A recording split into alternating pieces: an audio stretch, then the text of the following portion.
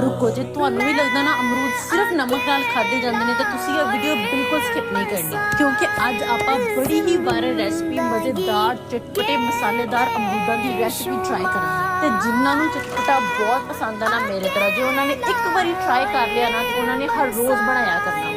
ਤੇ ਬਸ ਫਿਰ ਅੱਜ ਕੱਲ੍ਹ ਇਹ ਅਮਰੂਦਾਂ ਦਾ ਮੌਸਮ, ਤੁਸੀਂ ਸੋਹਣੇ ਸੋਹਣੇ ਕੱਚੇ ਕੱਚੇ ਅਮਰੂਦ ਲੈਣੇ ਨੇ ਤਾਂ ਕਿ ਤੁਹਾਡੀ ਰੈਸਪੀ ਬੜੀ ਮਜ਼ੇਦਾਰ ਬਣੇ। ਤੇ ਬਸ ਫਿਰ ਅਮਰੂਦ ਲੈ ਕੇ ਉਹਨਾਂ ਨੂੰ ਚੰਗੇ ਤਰੀਕੇ ਨਾਲ ਧੋ ਲੈਣਾ ਵਾ। ਉਸ ਤੋਂ ਬਾਅਦ ਹਰ ਅਮਰੂਦ ਦੇ ਗੋਲ ਗੋਲ ਸਲਾਈਸਿਸ ਕਰਨੇ ਨੇ, ਬਹੁਤ ਜ਼ਿਆਦਾ ਪਤਲੇ ਸਲਾਈਸਿਸ ਨਹੀਂ ਰੱਖਣੇ, ਬਿਲਕੁਲ ਦਰਮਿਆਨੇ ਸਾਈਜ਼ ਤੇ ਆਪਾਂ ਸਲਾਈਸਿਸ ਕਰਾਂਗੇ। ਫਿਰ ਬਣਾਵਾਂਗੇ ਬੜਾ ਹੀ ਚਟਪਟਾ ਮਸਾਲਾ। ਸੜਨਾ ਪਹਿਲੇ ਤੁਹਾਨੂੰ ਚਾਹੀਦੀਆਂ ਨੇ ਹਾਜਮੋਲਾ ਦੀਆਂ ਗੋਲੀਆਂ, ਉਸ ਤੋਂ ਬਾਅਦ ਤੁਹਾਨੂੰ ਚਾਹੀਦੀ ਹੈ ਸਾਬਤ ਸੁੱਕਾ ਧਨੀਆ, ਥੋੜੀ ਜਿਹੀ ਇਮਲੀ, ਕਾਲਾ ਨਮਕ, ਲਾਲ ਮਿਰਚ, ਸ਼ੱਕਰ ਤੇ ਚਾਟ ਮਸਾਲਾ ਵੀ ਐਡ ਕਰ ਦਵਾਂਗੇ। ਫਿਰ ਥੋੜਾ ਜਿਹਾ ਪਾਣੀ ਮਿਕਸ ਕਰਕੇ ਇਸ ਤਰੀਕੇ ਦੀ ਬੜੀ ਹੀ ਸਪਾਈਸੀ ਲਾਲ ਚਟਨੀ ਬਣਾ ਲਵਾਂਗੇ। ਅਜੇ ਵੀ ਕੰਮ ਖਤਮ ਨਹੀਂ ਹੋਇਆ। ਉਸ ਤੋਂ ਬਾਅਦ ਧਨੀਆ ਲਵਾਂਗੇ, ਪੁਦੀਨਾ ਲਵਾਂਗੇ, ਹਰੀਆਂ ਮਿਰਚਾਂ ਲਵਾਂਗੇ ਤੇ ਇੱਕ ਪੂਰਾ ਲੈਮਨ ਛਿੱਲ ਲਵਾਂਗੇ ਤੇ ਸਾਰਾ ਕੁਝ ਚੰਗੇ ਤਰੀਕੇ ਨਾਲ ਕੁੱਟ ਲਵਾਂਗੇ। ਤੇ ਫਿਰ ਅਮਰੂਦਾਂ ਦੇ ਉੱਤੇ ਆ ਲਾਲ ਚਟਨੀ ਤੇ ਚਟਪਟੀ ਮਜ਼ੇਦਾਰ ਹਰੀ ਚਟਨੀ ਵੀ ਪਾ ਦੇਵਾਂਗੇ ਤੇ ਉੱਤੇ ਇੱਕ ਪੂਰੇ ਨਿੰਬੂ ਦਾ ਰਸ ਨਿਚੋੜ ਦੇਵਾਂਗੇ। ਬਸ ਫਿਰ ਹੁਣ ਸਾਰਾ ਕੁਝ ਜਲਦੀ ਨਾਲ ਮਿਕਸ ਕਰਕੇ ਤੁਸੀਂ ਇਹਨੂੰ ਟਰਾਈ ਜ਼ਰੂਰ ਕਰਨਾ ਵਾ ਤੇ ਮੈਨੂੰ ਕਮੈਂਟ ਆ ਕੇ ਲਾਜ਼ਮੀ ਦੱਸਣਾ ਵਾ, ਕਿਉਂਕਿ ਮੈਨੂੰ ਤੇ ਵੇਖ ਕੇ ਮੂੰਹ 'ਚ ਪਾਣੀ ਆਉਂਦਾ ਪਿਆ ਵਾ। ਫਿਰ ਓਕੇ, ਬਾਏ।